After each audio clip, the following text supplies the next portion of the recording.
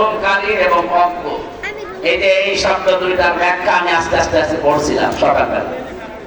এত বড় বিশাল আমানত আল্লাহ মানুষের দিকে চাইনি, কিন্তু মানুষ নিজে আন বানিয়ে দিয়েছে। ওয়াহামালাহাল ইনসান ওয়াহামালাহাল ইনসান, কোরআনে ভার নেই, এই কথা বলে না কেন? নবীজি বলেন, আমি উটের উপরে যখন বসেছিলাম, কোরআনে কারিমের আয়াত নাযিল হওয়ার সঙ্গে সঙ্গে উট মাটির ভেতরে ডেবে যাচ্ছিল। এত ওজন, এত ভার, এটা বিশ্বনবীর নিজের শরীরে আমাদের মতো 40 জন হামজার শক্তি ছিল। কত বলেন বলেন? 40 জন হামজার শক্তি নবীর এক হাতের ভেতরে ছিল। এরপরও কোরআনে কারিমের আয়াত নাযিল হলে বিশ্বনবী সঙ্গে সঙ্গে বসে পড়তেন, ঘেমে যেতেন, অস্থির হয়ে পড়তেন। কত বছর হলো এই সংবাদটা? আজ নবীজি নেই, তামাম দুনিয়ায় এখন আমরা 200 কোটির উপরে মুসলিম, আমাদের কাছে এটা একটা আমানত। ইন্না আরাদনাল আমানাতা, অবশ্যই আমি আল্লাহ পেশ করতে চেয়েছি, দিতে চেয়েছি আমার এই আমানতকে। এই জিনিস চাই আমাদের কাছে। কোরআন চাই কয়টা জিনিস? এক নম্বরে কোরআন আমাদের কাছে চাই আমরা যেন কোরআনে কারিমকে বিশ্বাস করি। والذين آمنوا وعملوا الصالحات وآمنوا بما نزل على محمد, কোরআনের এক নাম্বার দাবি আমাদের প্রতি আমরা যেন তাকে বিশ্বাস করি, ঈমান আনি। 2 নম্বরে কোরআনের দাবি আমরা যেন এটা পড়ি।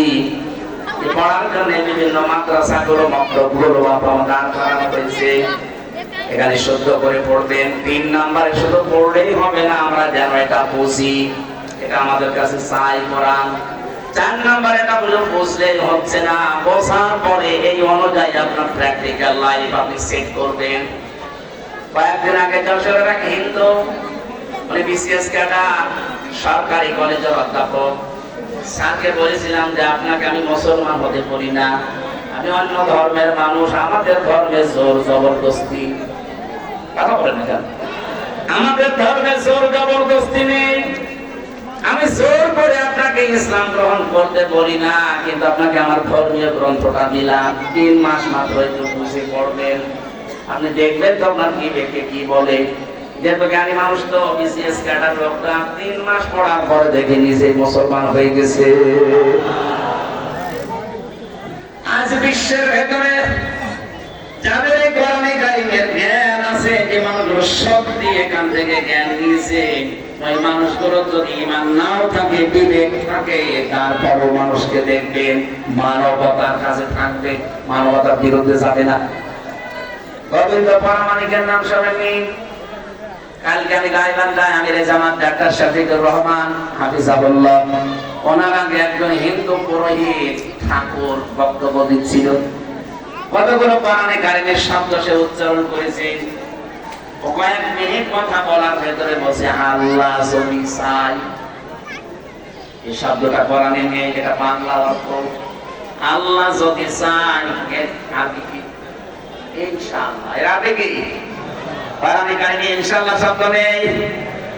লাকাদ সাদাকাল্লাহু রাসূলাহুর রুয়া বিল হাক্কি লাতাদখুলুন্নাল মাসজিদাল হারামা ইনশাআল্লাহু আমিন। আর যতগুলো কথা কালকে শুনেছি, প্রতিটি কথা কোরআনে কারিমের বাংলা অর্থগুলো কোট করা। দেখেন তো, মনুষ্যত্ব ভেতরে আছে, সেও তো একটা হিন্দু মানুষ। সে দেশের আলেম ওলামা এবং জামাত ইসলামী বাংলাদেশকে কোথায় তুলে দিয়েছে কালকে। সে বলছে এই দেশ নিয়ে যে ষড়যন্ত্রগুলো উগ্রপন্থী হিন্দুরা করছে, আপনারা সতর্ক থাকবেন। এই দেশের কাছে সবথেকে বেশি নিরাপদ অন্যান্য ধর্মের লোকেরা এ দেশের আলেমদের কাছে আর জামাত ইসলামের কাছে।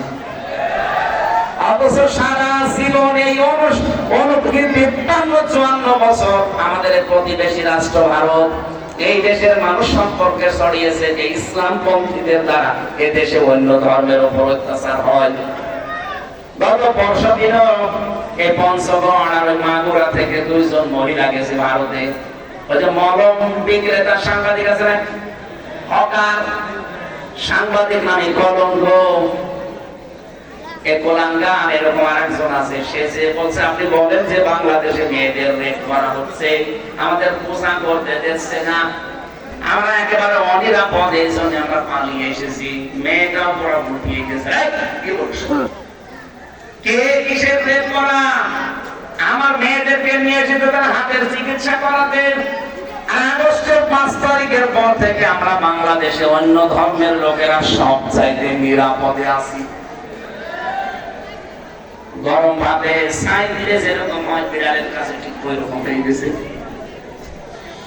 সারা জীবনে প্রতিবেশী নামে কলঙ্করা সারা বিশ্বের বড়দেরকে শুনিয়েছে বাংলাদেশের সংখ্যালঘু নির্যাতন হয়, অথচ এটা পুরাতে মিথ্যা। তামাম দুনিয়া এখন টের পাচ্ছে সারা পৃথিবীতে সবচেয়ে বেশি সংখ্যালঘু নির্যাতন হয় ইন্ডিয়াতে। কয়েকদিন আমাদের এখানে হিন্দুদের লেলিয়ে দিয়ে উল্টা পাল্টা কাজ করে বলেছিল যে আমরা শান্তিরক্ষী বাহিনী পাঠাবো, আমরা এখন জাতিসংঘকে আহ্বান জানাবো। এটা রেকর্ড হচ্ছে, সারা দুনিয়া কালকে বিভিন্ন ভাষায় ছড়াবে। আমার সামনে এখন মাত্র 10,000, 20,000, 5,000 মানুষ না, এখন আমার সামনে প্রায় 18 কোটি মানুষ। সবার পক্ষ থেকে আহ্বান জানাচ্ছি, বিশ্বের মোড়ল যারা আছেন, জাতিসংঘের দায়িত্বে 195টা রাষ্ট্র আছে, যারা যেগুলো করছে তারাও আছে, আমরাও আছি।